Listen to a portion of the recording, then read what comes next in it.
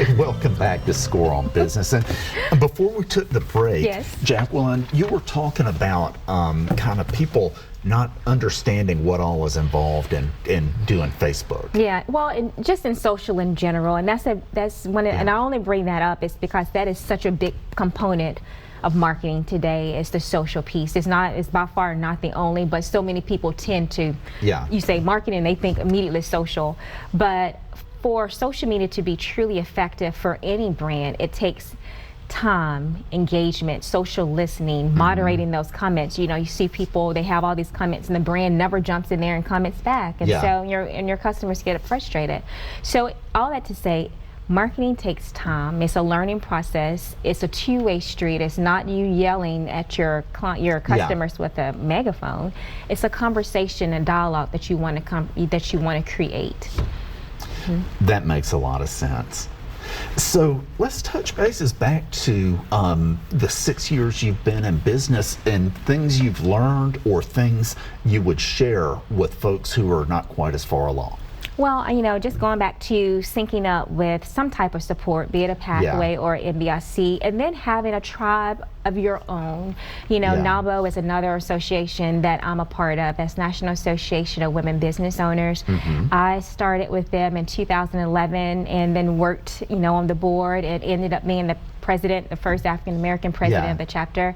And I've just made it onto the national board. Awesome. And so I'm getting ready to start that 2-year term.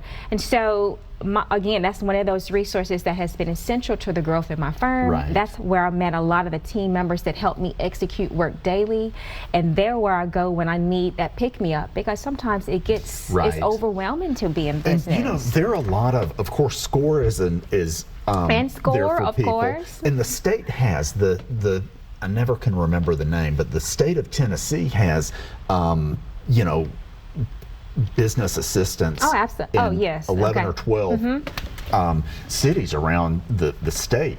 And those are good resources. Use your it's so many free or low cost resources today for business owners that is really no reason just to kind of wing it. You know, don't do that to yourself. I mean, use your time wisely. Our time is already so limited. So find a NAWBO, find a pathway, and really, you know, find your tribe. Run things, have people who hold you accountable. Did you do this? Are you doing this? Get out of your office and network. Yeah. That's important. And have a strategy for how you're gonna network and help that to grow your firm. Right. Especially in B2B. Yeah. Especially in B2B, exactly. Yeah. And tell us a little bit, you know, starting a business is not easy, it's painful, and talk a little bit. No, I'll correct you, Pete. Actually, starting a business is easy. Yeah. All you have to do is go down and get your business license, you're in business. Sustaining business is where it gets tricky.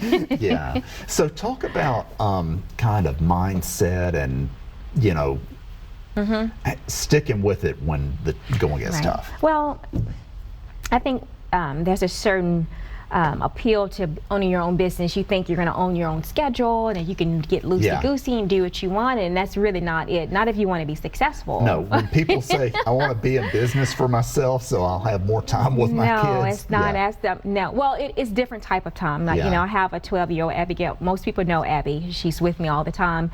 And so we have a certain rhythm. We're doing homework, I'm doing this, she's doing that. And so you do what works for your family. But to be successful in business, you still have to have processes. Yeah. I've always, from day one, run my company like a corporation. And so I come in, I work, I have a set lunch break, I have break time. You know, I get off at a certain time in theory. And so I don't have the time that people say you do at entrepreneur. You know, I can't just book anything. Well, I don't just take every meeting. It's easy to get up and get caught up in being an entrepreneur and doing all these things and going all these places, and at the end of the day you have nothing to show, no leads in the funnel, no money in the bank, but you're an entrepreneur.